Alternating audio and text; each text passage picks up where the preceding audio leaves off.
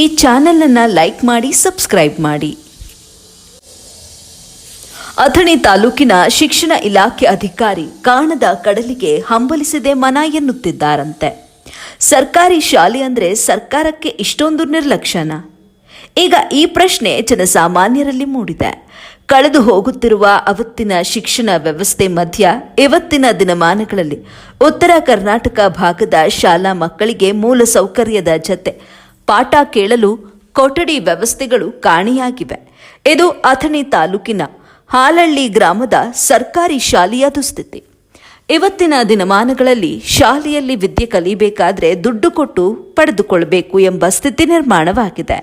ಕಾರಣ, ಎಷ್ಟೋ ಬಿಸ್ನೆಸ್ ಮನ್ಗಳು, ಕೆಲ ರಾಜಕಾರಣಿಗಳು ಸೇರಿಕೊಂಡು ಹಲವು ಸಂಘ ಸಂಸ್ಥೆಗಳನ್ನು ಮಾಡಿಕೊಂಡು ಶಾಲೆಗಳನ್ನು ನಿರ್ಮಿಸಿ ಲಕ್ಷ ಲಕ್ಷ ಡೊನೇಷನ್ಗಳನ್ನು ಪಡೆದು ಶಿಕ್ಷಣ ಕಲಿಸುತ್ತಿದ್ದಾರಲ್ಲವೋ, ಅದು ಇದೆ ನೋಡಿ. ಇವರದ್ದೇನು ತಪ್ಪಲ್ಲ ಬಿಡಿ ಸ್ವಾಮಿ.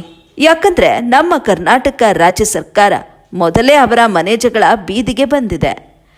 ಮುಖ್ಯಮಂತ್ರಿ ಸ್ಥಾನಕ್ಕಾಗಿ ಜಗಳ ಮತ್ತು ರಾಜ್ಯದಲ್ಲಿ ಅಭಿವೃದ್ಧಿಗಾಗಿ ಅನುದಾನ ಪಡೆದುಕೊಳ್ಳುವ ಗೊಂದಲಗಳು, ಇದರ ಭಾಗವಾಗಿ ಇವರಿಗೆ ರಾಜ್ಯದ ಜನತೆ ಹೇಗೆ ನೆನಪಿಗೆ ಬರ್ತಾರೆ ಸ್ವಾಮಿ? ರಾಜ್ಯದಲ್ಲೇನಾದರೂ ಆದರೆ ಇವರಿಗೇನಾಗಬೇಕಾಗಿದೆ? ಈ ಮಾತೇನು ಸುಳ್ಳಲ್ಲ.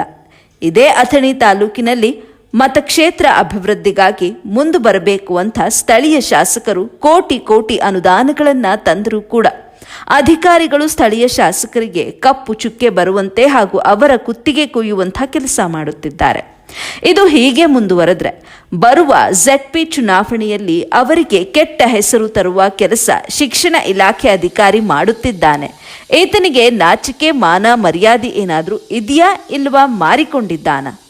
ಸ್ಥಳೀಯ ಶಾಸಕರಿಗೆ ದಾಖಲೆಗಳಲ್ಲಿ ಮಾತ್ರ ಅಭಿವೃದ್ಧಿಗಳನ್ನು ತೋರಿಸುತ್ತಿದ್ದಾನೆ. ಆದರೆ ಈತ ಮಾಡುವ ಕೆಲಸವನ್ನ ನೋಡಿದರೆ ನಡೆದಾಡುವ ಹಂದಿಗೂ ಕೂಡ ಉರಿ ಬರುತ್ತವೆ.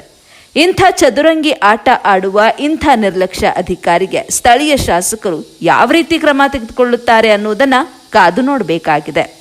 ಅದೇ ರೀತಿ ಅಥಣಿ ತಾಲೂಕಿನ ಹಾಲಹಳ್ಳಿ ಗ್ರಾಮದಲ್ಲಾದ ಪ್ರಕರಣಕ್ಕೆ ಏನು ಹೇಳಿಕೊಳ್ಳುತ್ತಾರೆ ಎಂಬುದನ್ನು ಕಾದು ನೋಡೋಣ.